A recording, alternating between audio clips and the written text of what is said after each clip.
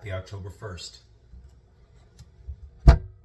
But as you all know, Christian Girl Autumn has already begun. So, what are the plans for today? Good question. I might actually get to cleaning up this apartment as I meant to a couple days ago because I was immature and irresponsible and didn't actually get to cleaning. I did clean the bathroom, as you guys saw. I mean, I showed you guys the sink, but the bathroom got its, really got that oomph in that bathroom cleaned up. So, I'm gonna take care of the rest of the apartment as well. And then, or this isn't in chronological order, but obviously cleaning the apartment is of high importance. But also got to get to the gym. Probably going to train back today. As you know, I love training back. Gets a good pump. And then come home, make my protein shake, then start the deep cleaning of the apartment and watch a few horror movies tonight because it is the official first day of October. I'm going to watch one of the Maxine movies. I'm still debating if I want to watch Pearl or X first. I've been hearing conflicting reports on which one to watch first. Some people say that Pearl should be watched first because it's in canon to what the timeline is, and some people say watch X first because that is the release order of the movies, but we shall see. And some people say they prefer Pearl over X, and some people say they prefer X over Pearl, but I'm gonna let my judgment come to that.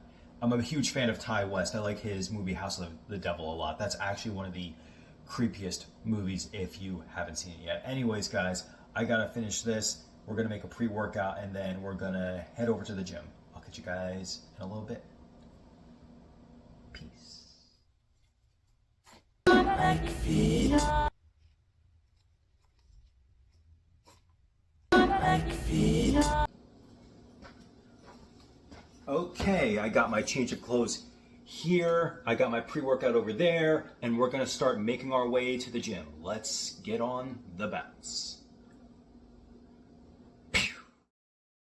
So, a little off topic for Halloween season, but we talk about horror movies later today. And I want to talk about my favorite Arnold Schwarzenegger movies.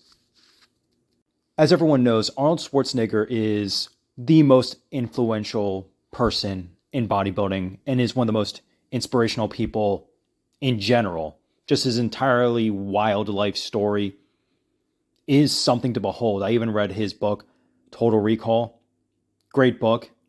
There's an audiobook of it on Spotify. But when I'm talking about his movies, my favorites are actually Predator, Terminator, Running Man, Total Recall, and Conan the Barbarian. Now, I love all of his movies, but those are the ones that stand out to me when someone asks, what are my favorite Arnold Schwarzenegger movies? The reason I like Predator so much and why it's my favorite Arnold Schwarzenegger movie is that it's a horror film that snuck into an action film. And I love that. It is such a cool movie. You get to see Arnold actually be scared because he's facing a force that's stronger than him. And not just that, the gore effects in that movie are absolutely awesome. And all the characters are likable for the most part. Now, of course, there are the comedy movies that I love with Arnold Schwarzenegger. I love True Lies. That's an action classic. Jingle All the Way. You got to watch that during Christmas time every year. I don't care what people say. That movie is awesome. And honestly, if I'm in the mood for a beginner movie, Hercules in New York is actually a lot of fun to watch. Arnold Strong. So I just got home from the workout, obviously, and we just got notice from our apartment saying that our lease is going to be up at the end of the year, even though or at least I believed we were supposed to have it extended for an entire year, so not expiring until July. So they plan on jacking up our prices again in January. So I guess my roommates and I are going to have to figure that out and what we want to do, because if we're just going to get our prices jacked up every 9 months, I don't know if I want to deal with that. But we're all going to have a discussion with that. It's just freaking annoying. And while it is annoying, it is what it is. Probably a miscommunication between the three of us, which obviously is going to be, like I said, we're going to have to talk about it because whether or not we want to stay here or we want to find another place. There are other places in the area, so I'm not too concerned about that. It's going to be a pain in the ass to move again within the span of only a couple years, but it is what it is. I just wish we didn't get this information during the start of Christian Girl Autumn, because it really can bring your spirit down a little bit to just get spontaneous news about, hey, your lease is up in less time than you were expecting. Again, I'm not going to put this on the apartment. I'm going to have to find the lease agreement from last year to see if it said 9 months, and if it did, that is on us for screwing up. I thought it was renewed for another year, so did my other roommate, for like a full year, not 9 months. So it's frustrating, but we're going to figure it out. We're going to have a talk about it, obviously, even if it's going to be a little uncomfortable to have. But like I said, it is just part of life, and life isn't. I said, Lord, give me tougher battles, and at least it's, when I said give me tougher battles, at least it's this type of battle and nothing too severe. So you gotta find blessings where you can, even if it is mildly annoying. Anyways, I'm gonna finish my post-workout shake and start cleaning up the apartment a little bit and see if there's anything going on outside in the real world. I don't think there is much, but like I said, we shall see. I forgot to put Pacific Rim in the background of the shot.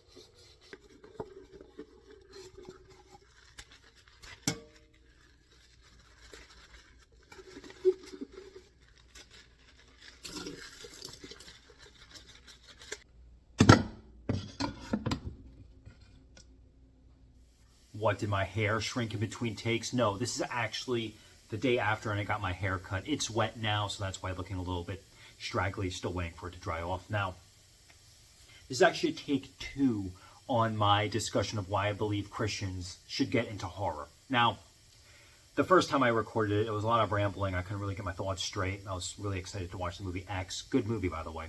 That's not a movie I would recommend for Christians to watch, mind you. It is very much a, it's a very sexual movie because, that's part of the plot. Good movie overall because I think Ty West is an exceptional director. But outside of that, and even she's making her cameo again because she loves horror movies too. She's my walking, talking Halloween decoration. And that original video is going to be posted, but it's going to be its own isolated thing. It's not going to be a part of the whole vlog portion of video. Now, when it comes to Christians and horror, I think Christians should absolutely embrace the genre. Now, watching it might be a little bit difficult for some people because there's not many true Christian horror films out there. There's some horror movies where the devil is obviously evil and things like that. You got movies like The Exorcist, you got The Omen. But when I'm telling Christians to get into horror, I think there could be like subtle little lessons in there about how evil, true evil, is more nefarious and subtle. I think those are the types of horror movies I believe that Christians would benefit the most from, because the devil wouldn't be a big bombastic creature. He'd be quiet and subtle. And movies like that are, I think, can help Christians understand how the devil truly works. And people who don't truly understand how the devil works in general. Because like I said, the devil isn't Tim Curry from Legend, even though that's an awesome movie. He's very subtle, very quiet, works behind the scenes. I even talked about the movie Devil by M. Night Shyamalan yesterday, where the spoilers for the movie if you haven't seen it, but the devil is revealed to be this random old lady that just happens to be there. I actually really enjoy that movie. But when it comes to getting Christians into horror films, my roommate, he's a Christian as well. Both my roommates are. But he doesn't love like splatter films or anything like that. So I'm obviously not going to ask him to watch a movie like, Poultrygeist or The Burning, even though I love The Burning. The Burning is my absolute favorite slasher film. Great gore effects too. But I would have him watch a movie like The Exorcist, The Omen. Like, I know I brought this up. Maybe even The Witch or The Vitch, depending on how you want to pronounce it. Because the devil is very much in The Vitch. But he's sneaky. He's very conniving, very behind the scenes. And it shows how his influence takes control. And I think that's a great lesson for Christians to really pay attention to. But more than I want to talk about Christians watching horror, I mean, there's great Christian horror novels out there. I mean, I wouldn't say they're Christian, but you got Bram Stoker's Dracula, which is about defeating a creature of the devil, being Dracula. You got Stephen King's The Stand, which isn't truly a Christian, like none of these are truly Christian novels, but The Stand is surprisingly a very, very good Christian story without directly being a Christian story. The Stand, both the novel and the miniseries from the 90s, is just one of my favorite things, period. And then you got another miniseries that's also another one of my favorite things, period, called Midnight Mass. That show is exceptional. It's because Mike Flanagan, I know he's not a Christian. He grew up in a Catholic faith, but I believe he said he's agnostic, which obviously I would prefer all people come to Christ. But if you watch the show, you can see that he's not hating on Christianity. He's not even really critiquing it. This is just a show about one person who is supposed to be a follower of Christ just falling into a trap, essentially. For those of you who haven't seen it, I'm not going to explain what the whole plot of Midnight Mass is, because I believe it's one of those shows that needs to be seen to be believed. It is absolute borderline perfection. It is one of my favorite things, period. I love Midnight Mass. If you haven't seen it, definitely watch Midnight Mass. It's however you can find a way to watch it. It is absolute. Even though at first I wasn't sure if I was going to love what was going on, what was revealed. At first, I wasn't sure if I was going to love it, but as it kept playing out, I was like, this makes perfect sense for this story. Midnight Mass, definitely check it out. But outside of that, it's one of the few horror stories that takes place during Easter. But outside of that, though, I believe Christians should get into making some horror. Making horror. Because think about it. In the world of H.P. Lovecraft, hear me out. Think about all of his deities, his gods, all that stuff. Like, you have Cthulhu, who just by gazing upon him, you'll go mad. And God's glory, our God, Jehovah, his glory is so magnificent that any mortal that even tries to look at him might just perish, because his glory is that spectacular. And then, of course, you have the blind idiot god.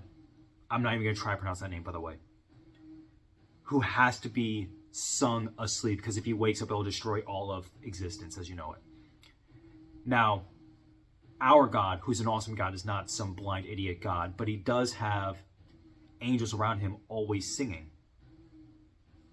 For a different reason, because God is just holy.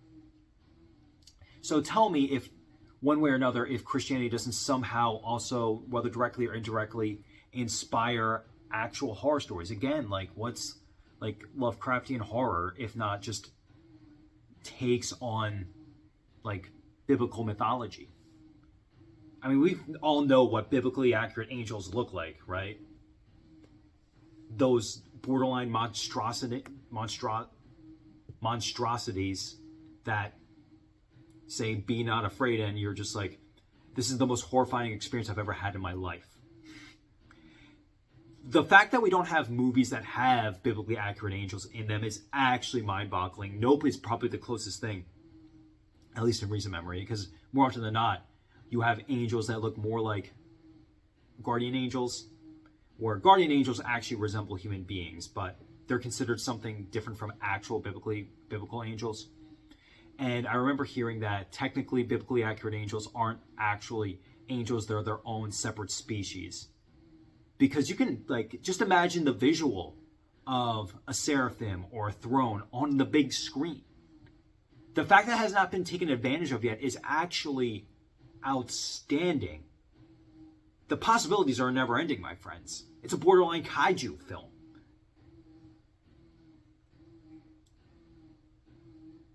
And not even just that, there was the movie that came out a couple years ago. It's called Nefarious. Now, I remember hearing about Nefarious in that a lot of the reviews were saying that it feels very preachy, you know, like your Sunday morning lectures and things like that.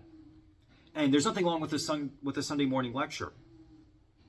But if I want a Sunday morning lecture, I'm going to go to church. I'm not going to watch a movie. Now, every now and again, I guess it's not too bad. But it has to be done well. And so when I actually saw Nefarious, there was a little bit of that in there, but the movie wasn't overall that bad. The movie is very much inspired by at least the writer of the movie said, it's inspired by the Screw Tape Letters by C.S. Lewis, where it's like two people talking throughout the majority of the story. I still have to read through the Screw Tape Letters. It's considered a masterpiece, and C.S. Lewis is one of the best writers of all time, up there with J.R.R. Tolkien. And I think the Screw Tape Letters, even though I don't think that'd be a horror story, would make a great movie. But if Christians truly want to be a part of the culture, because we already have great Christian bands. We have Skillet, we have Demon Hunter, we have Impending Doom. So Christians already have their place in music. Somewhat like we have the best-selling book of all time, the Holy Bible, so we got the books. But we're lacking in film. I mean, there's great Christian movies out there. Hacksaw Ridge, The Passion of the Christ.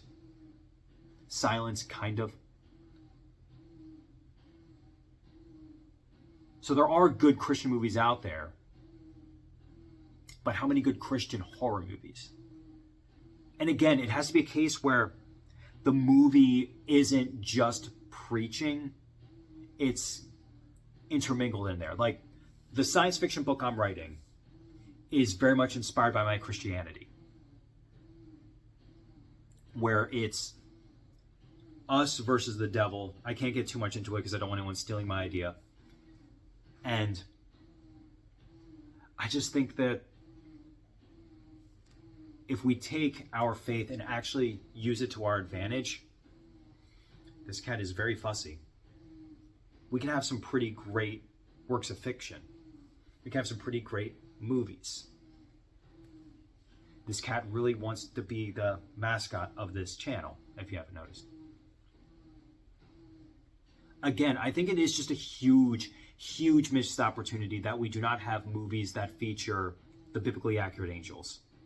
It doesn't even necessarily have to be a horror movie. It could just be like, a drama that takes place in the biblical era. And then you have an angel show up, and it is a horrifying creature. Because by the description of the Bible, That is how they look. That's why they say, be not afraid. Because they aren't a threat. They are just a being so magnificent that the brain can barely comprehend how, like, what they are. Because they weren't made in the image of God, we were.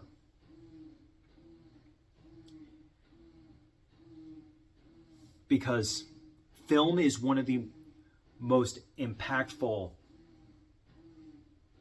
forms of media out there. And don't get me started on why I think Christians should also start getting into video games. Because they're like, even there, like, you can have some pretty epic stories that take place during the biblical time. Like an RPG inspired by The Witcher that takes place during the times of Christ. Like, obviously, you can't like have an overly violent action RPG where you follow the story of Jesus, but you can have something set during there, and you can like find little notes that where someone discusses, oh, I met Jesus, or you can even find Jesus every now and again and then talk to him. Stuff like that. It's very subtle stuff. And there really is huge potential. Huge potential. How we would do it, I don't know exactly, because you obviously don't want to make like a slasher movie. I mean, maybe you can. There was a movie that came out a couple years ago where it was like a home invasion movie.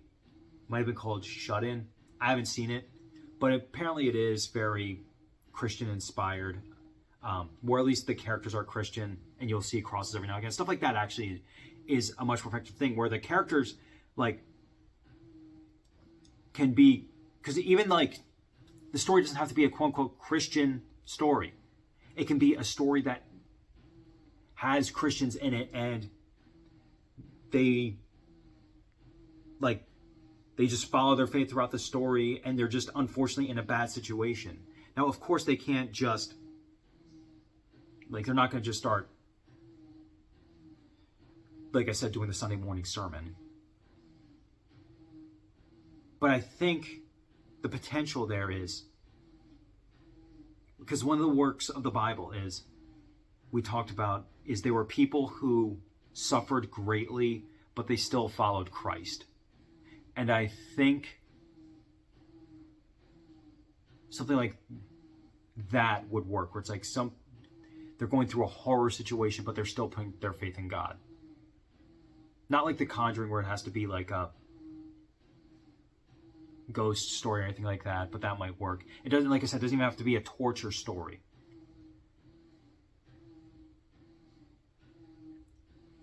Again, it's like there's possibilities there, and I don't have the correct answer as to how I would make a Christian horror story. I have my idea of how I make my Christian science fiction story, but a Christian horror story, there's potential there. I know it, and I think what we need is some great writers, great directors, great actors to make it happen. The demonic possession thing has been done a million times. We all love a good demonic possession movie, don't get me wrong. Those movies are just awesome when they're done really well. The Exorcist still holds up. I even liked Abby, if you've ever seen that. Or even sometimes it can be maybe a story of people who deal with sin, like, you know, and then they unfortunately meet their comeuppance in the end. If you've ever seen Tales from the Hood, something kind of like that. I never in my life thought I would bring up Tales from the Hood, but I'm not saying that's a Christian movie, it's not, but subtlety goes a long way, and that is the one thing that we would absolutely need to see when we're discussing Christian horror. It can be a spectacular movie, but again, subtlety goes a long way, and sometimes less is more. So hopefully someone comes up with a great horror film for Christians. It can be PG, PG-13, or even R. Because you know what? Christianity is not a PG faith. It's an R-rated one. Anyways, that's all I got for today. If you have any ideas for a Christian horror story, put it down below, because that'd be awesome. Be sure to like and subscribe, obviously, because I would love that. Get some subscribers up here. And again, I truly think there's huge potential for Christian horror. I think there's potential for Christian, well-made Christian movies in general. We just need that comeback. Anyways, guys, I'll catch you later. Peace.